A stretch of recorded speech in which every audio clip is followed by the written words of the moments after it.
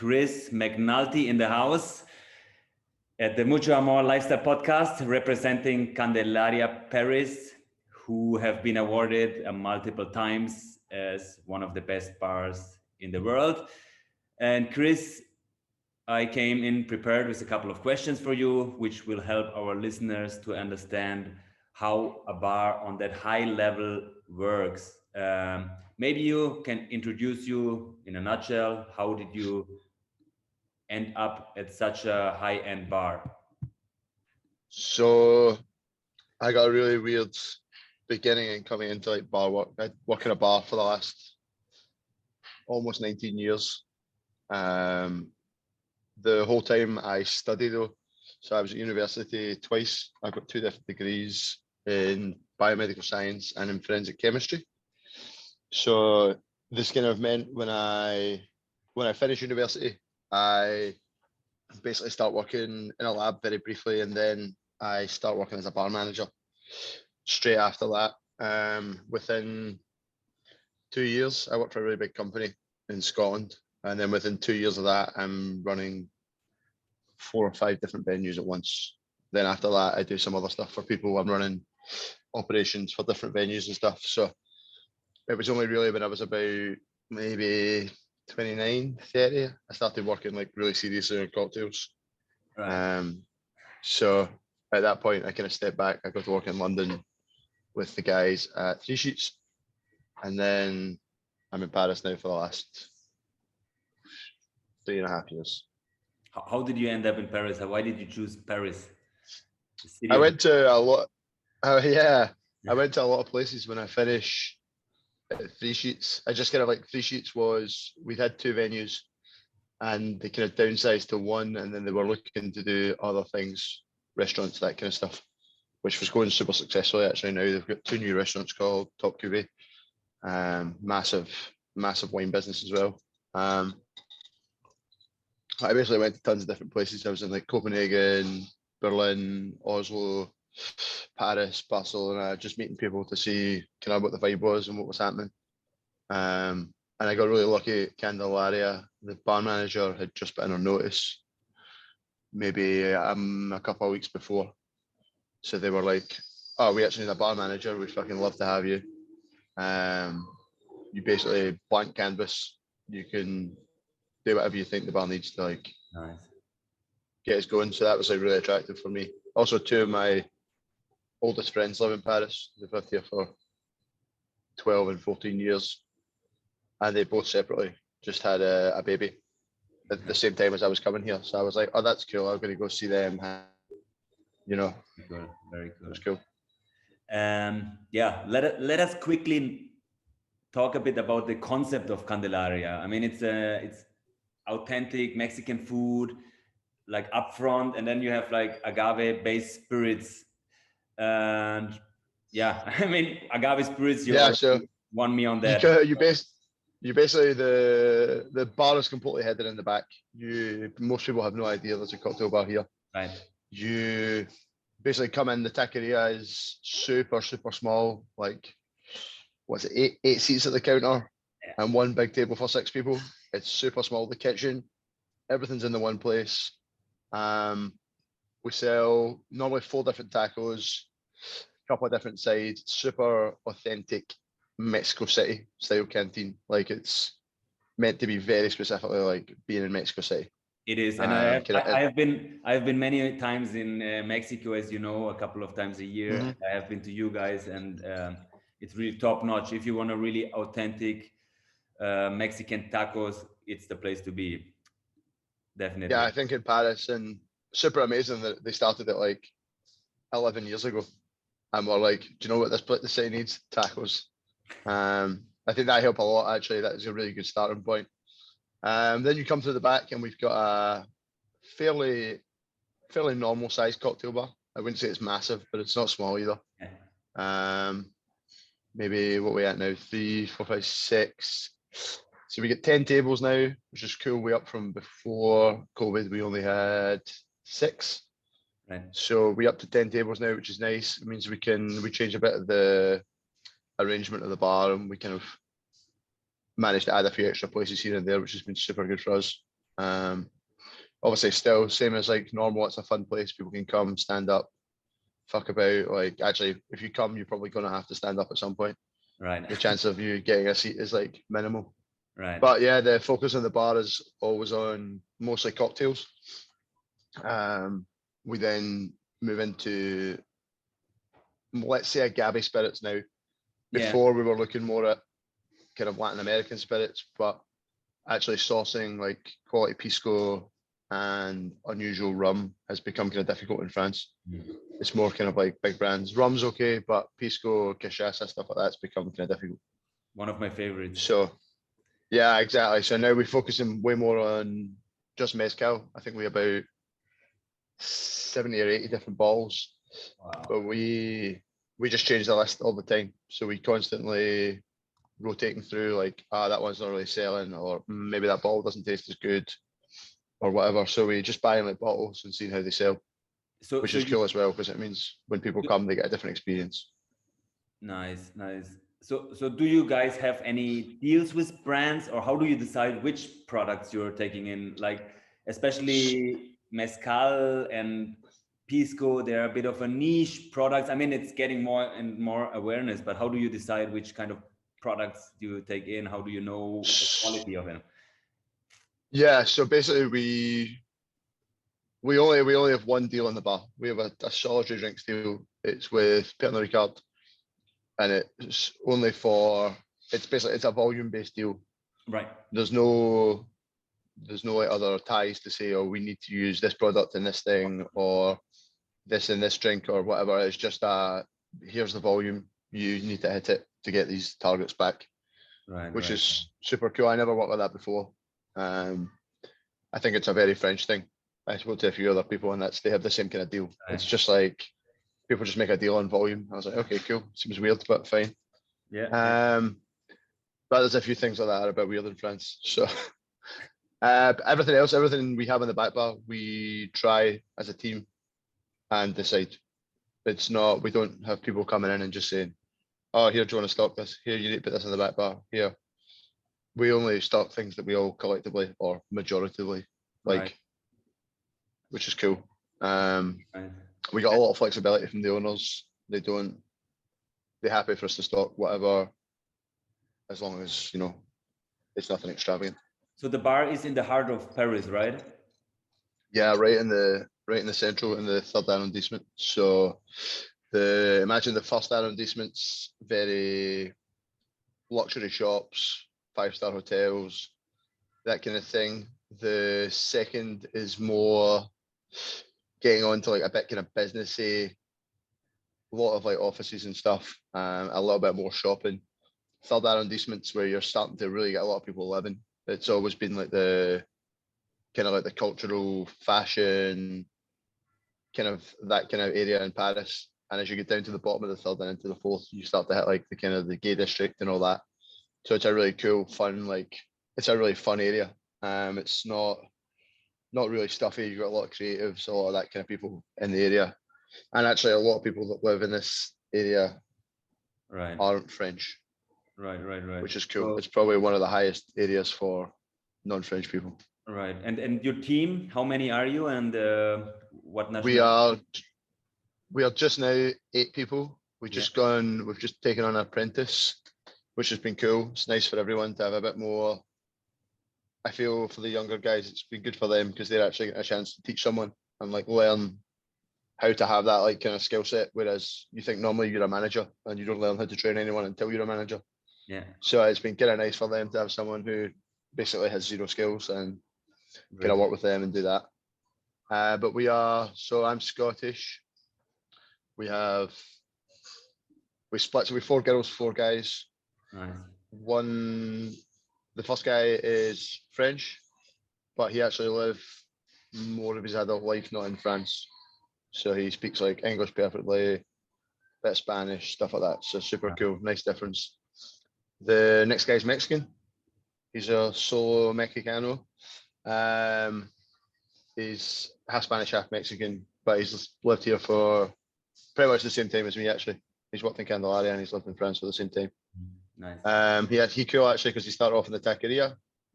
he working in the taqueria, and then he's like, actually, I'd like to learn a bit about the bar. Can we do that? And we get a chance, as like the business was growing post-COVID, to actually bring him into the setup, which was super nice. For the girls, one of the girls is half French, half English. The other one is totally French. The other one is half French, half Filipino. She actually, we hire her, she just came back from the Philippines. She's been living in the Philippines for like 2-3 years. So that was super cool for us. And the last one is Spanish. She worked for a long time in London as well. And she just came back from Singapore when we hired her. So we actually got really lucky at COVID times because a lot of the people in the team were either already leaving. So we had people who, just like before COVID, had already said, oh, we're going to leave, we're going to do whatever. And then the last couple, like in COVID, were like, actually, nah, I'm going to go do something else. I'm going to work somewhere else. So actually, when we start back after COVID, we just 2 people, just me and the assistant manager, which was super cool, actually, because it meant we've managed to essentially build an entire team of like people who like each other and who work together. You know, sometimes you have a team and it's bits and pieces. Yeah. But actually now it's been a year and a half since we start back working with the same team. No one's left. Amazing. Like, it's super cool. How do you decide like who's going to be in the team? How do you know, do you trust your guts? And how do you motivate your team? As you say, like they're so long together, and nowadays, you know, I have the impression that some bartenders, if they know their classics, if they have been working in a bar with a world-class name as you guys have, you have like, it seems to be too easy to open your own place whatsoever, but to get the structure and keep everyone motivated. As I say, we're really lucky because I think for me, it's a really unique circumstance because we hire like almost everyone together, like over the course of like the 3-4 months when we reopen. So actually, we're all super tight. There's only been 7 of us for most of the time. So we always hang out, we go for beers, we go for food together. Amazing. You know, we like super tight as a group of people. Right. So that makes it super easy.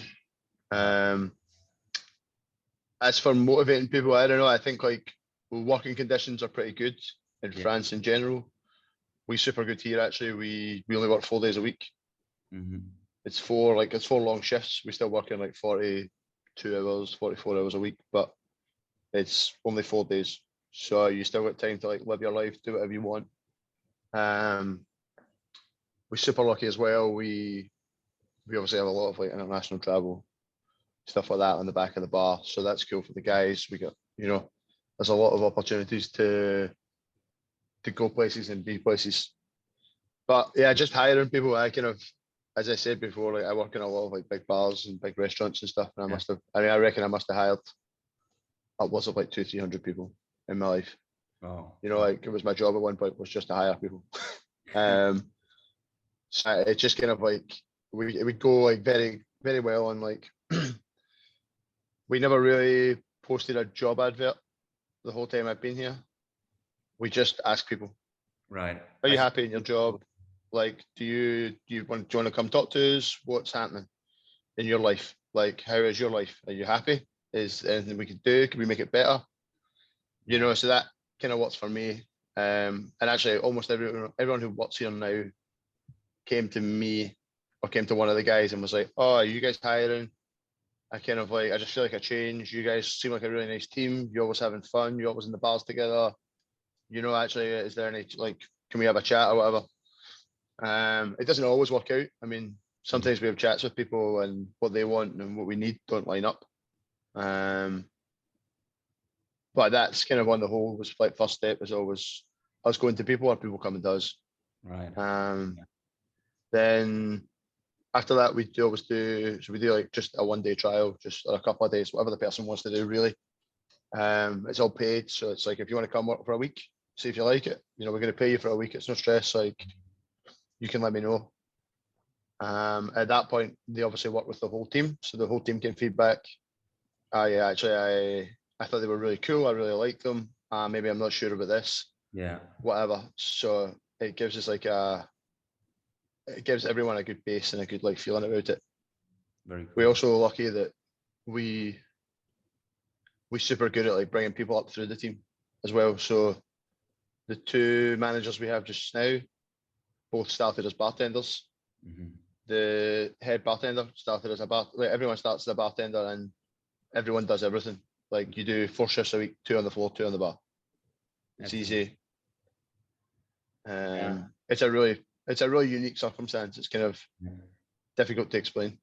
Yeah, no, but I think I kind of get it. And when it comes to leadership, what is your take on it? Are you more like friendship forward, or you believe more in like strict leadership, or like a balance of both? Like what works for you? What would you recommend?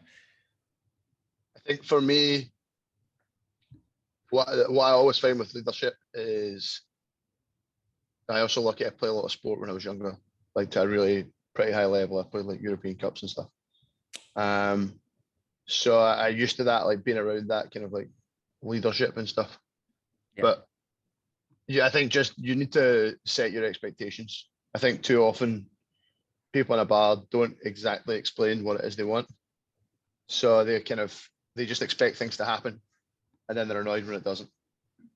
Yeah. I think you just it's like that. They just expect magic things to happen, and you're like, well, did you actually explain that was what you wanted, or that's maybe how people should do things? So we're pretty straight with everyone. Everyone's got like the same input, the same offering. Everyone can propose, suggest, whatever. We actually change stuff like all the time, and like how the bar operates, how the bar works, like how we make drinks, everything based on like the team suggestions. It's not just like I turn up and I say, right guys, this is what we're doing. Very cool. So yeah, I think it helps a lot. Like I never really liked working in an environment where you turn up and someone's like, okay, let's go, robots away, and you're just doing the same thing over and over and over again. So very cool. Very cool. Yeah. I mean, you mentioned already mezcal, Latin forward spirits like pisco. They need a lot of education, and I guess it means you have to have a very knowledgeable team. Like, how do you train your staff? It seems that all you guys always having a lot of fun and a very solid level of knowledge. Like, at least it was my impression when I have been with you guys. But how did you keep that up? So I think for all of us, when we start working in the bar, none of us really have a massive knowledge of like this kind of spirit. I think everyone who works in a bar has like a general level of like, okay, this is what tequila is, this is how it's made. Yeah. I kind of heard about mezcal, I kind of know what it is, and you're like, pisco is kind of like vodka. So I think like everyone has like a vague understanding as a bar, but for us, we're really lucky. We do so many tastes, so many different things. Hold on, there's a little kid marauding in my bar. No, he's away. We're super lucky. So as I said, we try every single bottle on the back bar. We just did it again last week. So we kind of change mezcal, especially we find changes a lot of its flavors once you open it. Yep. Once it's in the bottle, there's obviously a lot of volatile compounds, all that stuff. A little bit in tequila as well, but not so much. So we always like refreshing and tasting. The guys, when they start, we just kind of like, we spend a lot of time talking with them about mezcal, how it's made, whatever, like how do we evolve that process? Right. Things like, as I say, like pisco and cachaça are a bit easier to understand, like process-wise. Even though when you like dive into it, I have been in Peru, Chile, then a lot of differences already. Then you dive into it, all the different grape varieties, and then it starts like to blow your mind. Yeah. It's like to get to that level of differentiation is mad. It's super crazy. But actually, you can explain the basic bit really simply. Yeah. It's then after that, if you just be saying to the guys, like, if you want to learn about it, like go and do that. Like, I'm happy to help. I can like tell you what I know and stuff. But yeah, some of it's like absolutely insane. Same with like cachaça. You're talking about different trees and different barrels that you've never heard of. Right. There are over 100 different wood varieties in Brazil. So like, when we start that, and that's, I think, why these spirits actually in my top 3, I always say it's cachaça, it's agave based spirits, and it's pisco, because it's really something out of the box, phenomenal flavors. Yeah. When it comes to your guys' menu, you're super creative. What is your guys' approach that you come always up with this crazy idea, but still keep it like on a ground level that the guest understands it? So we're kind of a crazy bunch of people, to be honest. We very culturally different backgrounds. Like none of us really have like a shared heritage. Even the French guys aren't from like the same bits of France. Like one of the guys is from Champagne, one of the girls is from like way in the south, and the other two are from Paris, but they've got like mixed heritage. So it's like actually we've got a totally different like culture across everything. Between the Spanish guys and the Mexicans, there's like it's different. We work with like Colombians and Venezuelans and all that in the front as well. So we got a lot of people coming in and a lot of influences, but also we change in the menu like every 2 months. So we really pushing like creativity and things. But it's an easy process. Yeah. In that we work kind of to almost a framework, let's say.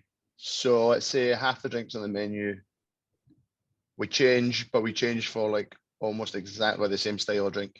That makes sense. So if we make a highball, we probably make one highball that's like exactly the same like measurements of like spirit, you know, cordial, infusion, whatever. It's just that we change what's in it, like what the flavors are. Right. Okay. So maybe we have 3, 4, 5 drinks like that on the menu that actually the style is always the same. Like we always have 2 carbonated drinks. We always have one that's in the freezer or one that's like an Irish coffee.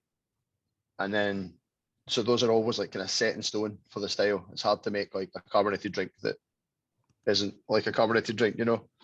Right. So those are just things we're just changing flavor pairings, but it actually helps a lot having the more people we've got in the team, the easier it's going, because you're starting to add in like so many more ideas. And actually when there's 8 people talking, you actually end up people are like, fuck, actually, have you tried this? This is fucking amazing. I never thought about that. And you just end up like, so we start the process today. Basically, everyone brings 3 ideas for a drink. I mean an idea like, I think we should do, I don't know, peach and basil.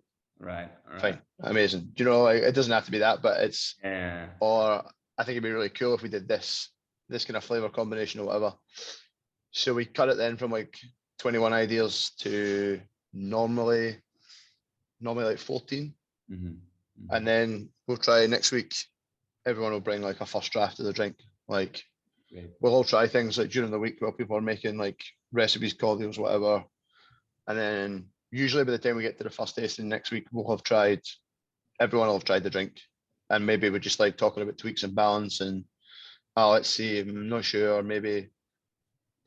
Then, so we try them at the tasting and we say, actually, this works pretty well together. You know, this is a good balance of menu. So we keep these 4 drinks for another menu or for another time or whatever. Or maybe actually, okay, so we've got 12 here that we could use. So we're going to propose all 12 and we'll see what happens. Sometimes there's an extra week if we need to really refine the drinks. It just depends. Sometimes we like, it's done week 1, you're like, boom, nailed it. It depends on how much time we have to try the drinks during the week. Does that make sense? So if we all get to try the drinks like 2 or 3 times, it's normally you can make the changes you need to make. But if we're super busy and we don't get the chance, it normally takes us 2 weeks to do that. Then the week after, we have a tasting always with like, we call it the bosses. The 2 owners, Karina and Josh. Carlos is the operations manager, and Jen, who's the general manager for Candy and Mary Celeste. So we always do a quick tasting with them. Just normally, I would say it's a formality. I think we've worked together for long enough now. We've done, like yesterday, since I've been here, we've made like 140 different drinks. So, you know, like we're pretty set on the style and what we kind of want flavor wise. Sometimes there's little things like, actually, I'd like to taste a bit more of this, or can we change it and do this? Cool, no stress. I'm happy to do anything like that. Their feedback's the most important at the end of the day. It's their name on the bar essentially. But all the time we need to think that the bar is like insanely high volume for the space. Like unbelievable. I never worked anywhere that worked to this level with so little space. It's insane. So we need to make sure that the drinks are approachable. Yeah. Because realistically, we have time to chat with people and like have fun and sit down, but we don't have time. We don't have the time or the staff to sit and explain every single drink on every single menu every single time they get a menu. You know, actually to do that is a massive task. If we look at if we think about bars that operate in this kind of size of venue to that level, they run with maybe 20 plus staff and at least 7, 8, 9 on a shift. So we don't have that kind of opportunity, which is fine. I mean, absolutely no stress for me. So we need to make sure the drinks are like easy to understand. When we write the menu is like just 3 things. Maybe the drink has 6 or 7 things in it, but we just pick the three most prominent things. Yeah. There's no, for me, like, I don't think you need to write milk punch on a menu. Yeah. Unless the milk punch has a flavor or something that is going to make a difference to the drink. Like someone doesn't need to know like, oh, I made the drink a bit thicker. Yeah. It's like it's like why? Same, we don't write brands on the menu. Yeah. Just because it's just confusing for people. Like, you know, maybe when you start putting brands, people start to go, but why don't you use this? Yeah. And you're like, well, oh God, this is a whole other conversation about like who we work with, what country we're in, all that. I'm like, can't believe we need to talk about this. So, so actually the menu is super easy, super approachable. We've got like a picture of the drink or like a little drawing of the drink on the menu, so people can go, okay, I'm getting like a little up drink. It's purple. It looks like it's going to be fun, whatever. And people can like make an informed decision, let's say, rather than maybe going and having like to read 7 things, be like, fuck, I don't know what 2 of those are, and I can't in my head work out what it's going to taste like. It's a big key to success. I agree with you. And I mean, you guys have proven, you have been like so many times awarded as one of the best bars in the world. Which is like in a city like Paris, there are so many amazing bars, but you have proven that. So thank you so much for these inside views on how you guys operating your bar. Maybe a couple of words. What do you see the future of bartending in, like digitalization? What is going to be happening? I think we're gonna. Well, I hope. We're gonna see people going back to more hospitality based bartending, especially. Like, I think you go to a lot of places now, and I feel like the hospitality when you at a table isn't the same as the hospitality when you're at a bar. And I just feel like maybe people need to like try and invest a bit more in that. I personally would rather have an average drink but an amazing experience than a blastingly good drink and terrible service. I don't think there's any need for it. And it's the easiest thing to fix. Like, every single person in every single bar in the world could wake up today and go, right guys, fucking stop it. We're going to make the service amazing. Let's do it. We're going to smile to everyone. We're going to fucking be happy to be here. If we're not, let's fuck off and find another job. Like, it's like, just be nice to people. Like, we could all every single person could just wake up today and go, boom, fuck it, I'm not going to do that. I'm going to make sure that I have a nice time, so people have a nice time. And you know what? I read a great thing yesterday, actually. If you meet a cunt in the morning, it just means you meet a cunt in the morning. Just get over it. If you meet cunts all day, maybe you're the cunt. So, maybe have a think about that. You don't need to include that in your podcast, but it was good to hear. Just like, maybe you're the problem and not fucking everyone else coming in the bar and being like, oh, excuse me, can I get a Cosmo? Yeah, sure. No stress. Yeah. Like, I love that. I mean, yeah, there's so much sense behind that. Like, it's just literally how we run the bar. It's just, for me, like, everything's common sense. You just be nice to your staff. 100%. If you're not fucking nice to them, everything's fucked. Doesn't matter like what else you have. You can have fucking every toy in the world. Like, we don't have like any equipment here. We don't have a fucking rotovac. We don't have a centrifuge. We literally have a shitty sous vide, and that's it. That's the only thing we use is a sous vide. Everything else we just do like we just make stuff, we just make things happen. Yeah, exactly. Use your brain, make things happen. Nice. So yeah, you don't need all that stuff to be World class. in this like bar category. Yeah. It's not like required. And actually, most of the bars I think I go to don't really have them. Like I know a lot of people. Fuck. Yeah, I don't want to talk about Google Maps. It makes me annoyed. Just like coming from like a chemistry background, I'm like, you buy this like €5,000 piece of machinery, and you use it for like 0.01% of what it can do. Yeah. You know, you're like, why are you doing that? And you don't even need to. Just throw some stuff in vodka. It's fine.